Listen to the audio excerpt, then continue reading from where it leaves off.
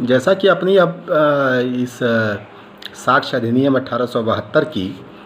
कड़ी में हम लोग अध्याय 6 को लिए हुए हैं। और अध्याय 6 जो है वह दस्तावेजी साक्ष्य द्वारा मौखिक साक्ष्य के अपवर्जन के बारे में है। और इसकी जो महत्वपूर्ण जो दो सबसे महत्वपूर्ण जो धाराएं थी, धारा 91 और 92, जो कि दस्तावेजी साक्ष्य के मौखिक मौखिक साक्ष्य के अपवर्जन के का जो सामान्य नियम प्रस्तुत करती थी, उनको हम लोगों ने देख लिया है पिछले अपने एपिसोड में। अब इस वीडियो में हम जो इस अध्याय की जो शेष धाराएं हैं, अर्थात धारा 93 से लेकर धारा 100 तक के धाराओं के प्रावधानों को हम देखेंगे। तो धारा जो 93 से लेकर धारा 98 तक की धाराएं हैं वो दस्तावेजों के निर्वचन से संबंधित है। अर्थात दस्तावेजों का जहाँ पर संदिग्धार्थ है या स्पष्टता नहीं है, उसे स्पष्ट कैसे किया जाए, उसको उस संदिग्धता को कैसे पढ़ा जाए, इसके बारे में है। जबकि धारा 99 अपने आप में एक नया अलग प्रावधान कि दस्तावेजों के निबंधनों के फेरफार के करार के में किस प्रकार से साक्ष्य दिया जाएगा, उसके बारे में है। जबकि धारा जो 100 है वह भारतीय उत्तराधिकार अधिनियम की व्यावृत्ति के बारे में प्रावधान करता है। तो हम सबसे पहले धारा 93 के जो प्रावधान है उसको लेंगे। तो जो धारा 93 है वह संदिग्ध या भ्रमात्मक जो दस्तावेज हैं उनको स्पष्ट करने के लिए या उनको उसमें संशोधन करने के लिए जो है मौखिक साक्ष्य की जो है उससे मनाही करता है कि जहाँ पर जो दस्तावेजें हैं उनकी भाषा जो है देखते ही संदिग्ध या त्रुटिपूर्ण समझती है, तो उनके तथ्यों को के संबंध में जो है साक्ष्य नहीं दिया जा सकता। उनको स्पष्ट करने के लिए कोई भी मौखिक साक्ष्य नहीं दिया जा सकता, ऐसा स्पष्ट करता है। तो कह रहा है जैसे अब इस धारा को उसके उदाहरण के द्वारा भी समझा जा सकता है कि जैसे उसमें उदाहरण दिया हुआ है कि एक्स जो है वाई को अपना घोड़ा 10,000 रुपये या 15,000 रुपये में बेचने का करार करता है। अर्थात वहाँ पर दस्तावेज में 10,000 में घोड़ा बिक रहा है या 15,000 में खरीदा जा रहा है, यह स्पष्ट नहीं है। तो इसे स्पष्ट करने के लिए जो है किसी भी साक्ष्य को देने से मनाही की जा रही है। अब धारा 94 इसके उलट दूसरा प्रावधान करती है कि जहाँ दस्तावेज की भाषा स्पष्ट हो और दस्तावेज की प्रकृतिया जो शर्त है उसके अनुसार वह संदर्भ के अनुसार ठीक लग भी रही है, तो ऐसी बातों को के विरुद्ध, अर्थात कि यह विषय इस संदर्भ से संबंधित नहीं था, इसको काटने के लिए या इसे प्रस्तुत करने के लिए किसी भी प्रकार के साक्ष्य के अपवर्जन को धारा 94 यानी धारा 93 जहाँ कहती है कि जो स्पष्ट चीज़ें हैं उनको साबित करने के लिए कोई साक्ष्य नहीं दिया जा सकता है, और यहाँ धारा 94 कह रही कि जो चीज़ें एकदम स्पष्ट हैं उसे ना साबित करने के लिए कोई साक्ष्य नहीं दिया जाएगा। जैसे इसके उदाहरण से इस द्वारा समझा जा सकता है। कहा जाता है कि मान लीजिए किसी व्यक्ति ने कहा कि मेरा रामपुर में एक खेत है जिसे मैं 10,000 रुपये में, एक्स कहता कि मेरा रामपुर में जो 10 एकड़ खेत है वह 1 एकड़ खेत मैं 10,000 रुपये में वाई को बेच रहा हूँ। अब यहाँ पर विक्रय तो कर दिया उसने, और रामपुर में 10 बीघा इतने बीघे का एक खेत भी उसके पास एक्स के पास है। तो अब कोई व्यक्ति यह साक्ष्य देना चाहे कि नहीं नहीं यह तो किसी दूसरे खेत की बात थी या इस तरह की बात सच नहीं है या स्पष्ट नहीं है, इस तरह के बातों के लिए कोई भी साक्ष्य नहीं दिया जाएगा, क्योंकि यहाँ संदर्भ के अनुकूल है और भाषा भी स्पष्ट है, विषय भी स्पष्ट है, और जो तथ्य है वह स्पष्ट होने के कारण यहाँ किसी भी प्रकार के साक्ष्य की गुंजाइश नहीं दी जा सकती। अब जहाँ धारा 93 और 94 जो है प्रत्यक्ष त्रुटि दस्तावेज में प्रत्यक्ष त्रुटियों के बारे में थी, अब हम वहाँ धारा 95 और 96 जो है अप्रत्यक्ष त्रुटियों के बारे में प्रावधान करती है कि उसमें क्या दस्तावेज को साबित करने के लिए साक्ष्य दिया जा सकता है। तो धारा जो 95 है वो कह रही है कि विद्यमान तथ्यों के संदर्भ में अर्थहीन दस्तावेजों के बारे में साक्ष्य, और कह रही है कि जबकि दस्तावेज में प्रयुक्त भाषा स्वयं स्पष्ट हो किंतु विद्यमान तथ्यों के संदर्भ में अर्थहीन लग रही हो तो उसे दर्शित करने के लिए साक्ष्य दिया जा सकेगा कि विशिष्ट भाव में वो प्रयुक्त हो। कभी कभी क्या होता है, अब यहाँ पर साक्ष्य को रोकने की बात नहीं है, अपवर्जित करने की बात नहीं है, बल्कि यहाँ साक्ष्य देने की बात है। किन परिस्थितियों में? जहाँ पर भाषा जो है जबकि दस्तावेज की भाषा तो स्पष्ट है लेकिन जो दस्तावेज की परिस्थिति है उससे मेल नहीं खाती है। जैसे इसके उदाहरण के द्वारा समझा जा सकता है इसको कि अगर एक्स एक वाई को अपना एक मकान यह लिखकर दस्तावेज के द्वारा जो है संविदा पत्र के द्वारा विक्रय करता है कि वह अब कलकत्ते में स्थित फला मकान को जो है वह बेच रहा है। अब पता लगा कि एक्स का कलकत्ते में कोई मकान नहीं है, तो यहाँ पर समझ में आएगा कि इस दस्तावेज की भाषा से, संदर्भ से इस मकान का कुछ पता ही नहीं चल रहा है। जब मकान है नहीं तो बेचा क्या उसने। लेकिन पता चलता है कि हावड़ा में उसका एक वैसा ही मकान, जैसा मकान उसने बेचने के लिए दस्तावेज में लिखा वैसा मकान है। तो इस बात के स्पष्ट करने के लिए कि वह मकान जो कलकत्ता में बेचने की बात एक्स द्वारा कही गई है वह एक्चुअल में हावड़ा में स्थित जो उसका मकान था उसको बेचने की बात कही है। प्रसंग से उसका मेल नहीं खा रहा है, लेकिन वास्तव में यह बात यह है कि वह हावड़ा के मकान की बेचने की बात उसके द्वारा किया गया था। तो धारा 95 कहती है कि इस प्रकार से जो अस्पष्ट भाषा है, जो प्रसंग से, दस्तावेज के प्रसंग से मेल नहीं खाती है, तो उसे जो है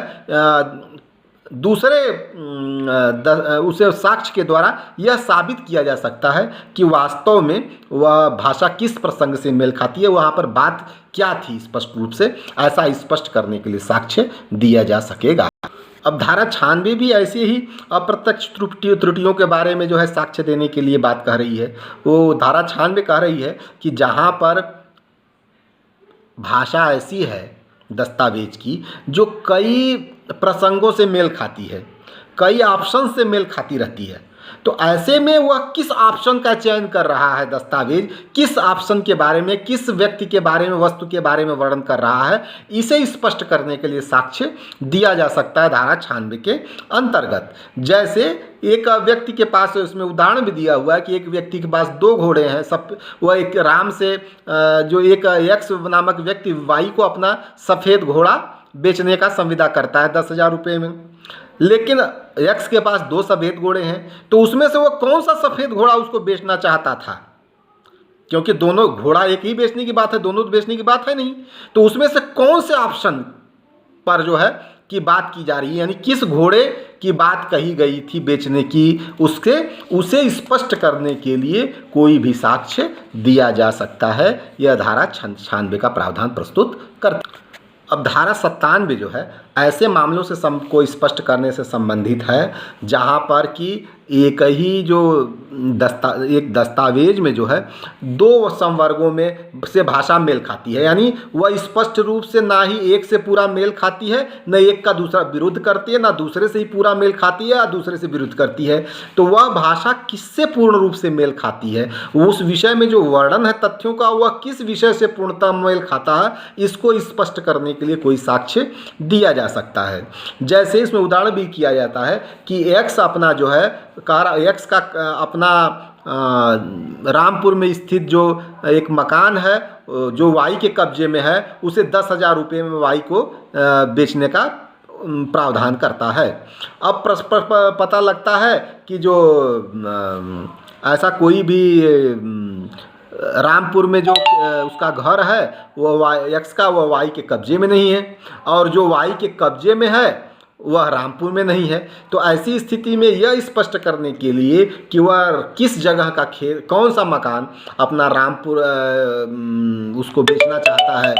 वाई को, यह स्पष्ट करने के लिए कोई भी साक्ष्य दिया जा सकता है, उसे स्वीकार किया जा सकता है धारा 97 के अंतर्गत। और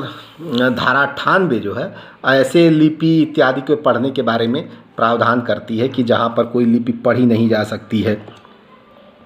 और जो समझी नहीं जा सकती है, जो भाषा प्रचलित हो गई है ऐसे या शॉर्ट हैंड है, इन सब बातों को जो है स्पष्ट करने के लिए कोई भी साक्ष्य धारा 98 के अंतर्गत दिया जा सकता है। और धारा जो 99 है इस खंड की, वह धारा जो हमने कहा कि धारा 98 तक, यानी 93 से जो 98 की धाराएं हैं वह दस्तावेज को स्पष्ट करने के लिए जो उनके निर्वचन से संबंधित है, जबकि धारा 99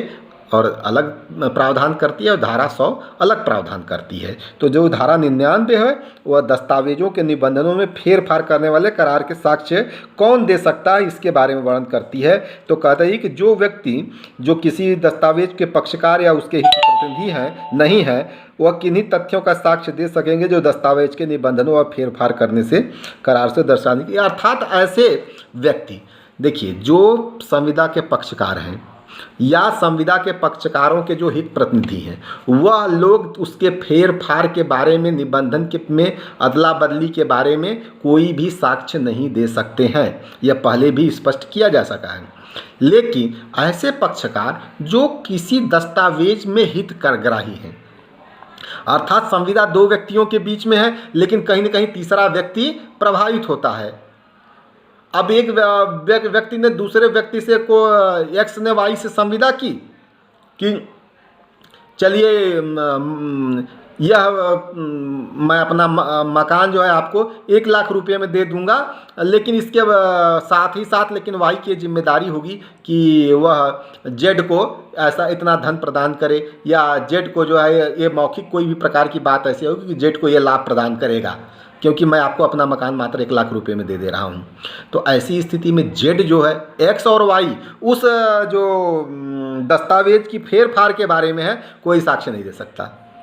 लेकिन जो जेड के बारे में दोनों के बीच में करार हुआ था, अगर वो मौखिक बात है तो इस बारे में जेड जो है कोई भी कि भाई दस्तावेज में ये फेरफार किया जाना था कि 1 लाख रुपया जो बहुत कम कीमत है में मकान वाई को दिया जा रहा है, लेकिन वाई के ऊपर एक भार लादा जा रहा था कि वह जेड को भी कुछ उसमें लाभ प्रदान करेगा। तो उस लाभ के बारे का, चूँकि उस संविदा के पक्षकार तो एक्स और वाई हैं, लेकिन जेड भी कहीं न कहीं संविदा से जुड़ा हुआ है, संविदा से प्रभावित होने वाला है। तो ऐसा जो तीसरा पक्ष का है जिसका संविदा पर प्रभाव पड़ा है या जैसे दस्तावेज का प्रभाव पड़ता है, चाहे कोई व्ययन ही क्यों ना हो, अंतरण ही क्यों ना हो,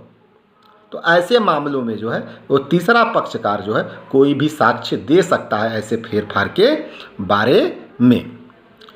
तो इस स्पष्टता के बाद धारा 100 आती है। 100 जो है कोई ऐसा नहीं है, जो धारा 100 जो है भारतीय उत्तराधिकार अधिनियम के में विल के संबंधी उपबंधों की व्यावृत्ति करता है, उसे सेव करता है। सेविंग क्लास है एक प्रकार से धारा 100। ये कहती है कि इस अध्याय के यानी अध्याय 6 के अध्ययन कोई भी बात विल का अर्थ लगाने के बारे में भारतीय उत्तराधिकार अधिनियम के किन्हीं भी उपबंधों पर प्रभाव डालने वाली नहीं समझेगी। अर्थात इसमें जो बार बार यहाँ विल के संबंध में प्रावधान आएंगे तो भारतीय उत्तराधिकार अधिनियम के अंतर्गत जो विल के बारे में बात है वही प्रभावी रहेंगे। इस साक्ष्य अधिनियम के अंतर्गत जो इस अध्याय के अंतर्गत जो बार बार बातें विल के संबंध में आ रही हैं उनका प्रभाव उत्तराधिकार अधिनियम की बातों पर नहीं पड़ेगा। तो इस प्रकार से ये जो पूरा दस्तावेजी साक्ष्य के बारे में हम लोगों ने पूरा धारा 59 से लेके धारा 100 तक के विभिन्न प्रावधानों को हम लोगों ने अलग अलग खंडों में देखा और अलग अलग खंडों के वीडियोस के माध्यम से इसको समझने का प्रयास किया। तो यह अध्याय जो है 6 भी यहीं पर खत समाप्त होता है। और जो दस्तावेजी साक्ष्य के बारे में जो था, यानी अंतिमतः हम लोगों ने आके दस्तावेजी साक्ष्य के द्वारा जो है मौखिक साक्ष्य के अपवर्जन संबंधी प्रावधानों को भी देख लिया और दस्तावेजों को किस प्रकार से पढ़ा जाए उसको स्पष्ट किया जाए इसको भी देख लिया। तो इस प्रकार से धारा 59 से लेके जो 100 तक के जो प्रावधान थे और यह भारतीय साक्ष्य अधिनियम 1872 के का जो खंड भाग 2 था उसके अंतर्गत इनका पूरा वर्णन किया गया था। धारा 6 तक के जो अध्याय, धारा 100 तक की जो धाराएं हैं इनका वर्णन किया गया था, ये समाप्त होती हैं। अब इसके बाद जो होगा वो भाग 3 जो है साक्ष्य अधिनियम का शुरू होता है, जो कि साक्ष्य को पेश किए जाने और उसके प्रभाव के बारे में, यानी अध्याय 7 जो आगे आएगा वह सबूत के भार के विषय में होगा और उसकी शुरुआत जो है धारा 101 से होगी। तो भाग 3 जो साक्ष्य अधिनियम का हमने शुरू से ही बताया था आपको कि जो साक्ष्य अधिनियम है वो 3 खंडों में विभाजित है। अब हमारा जो है तथ्यों की सुसंगति के बारे में भी में पहला जो भाग था वो था और उसका दूसरा भाग जो था वह दस्तावेजी साक्ष्य और मौखिक साक्ष्य के बारे में था और तीसरा जो है साक्ष्य को पेश किए जाने और साक्ष्य का क्या प्रभाव होगा इसके बारे में था, जिसके बारे में हम अपने अगले वीडियोज़ में उसके बारे में अध्ययन करेंगे। धन्यवाद।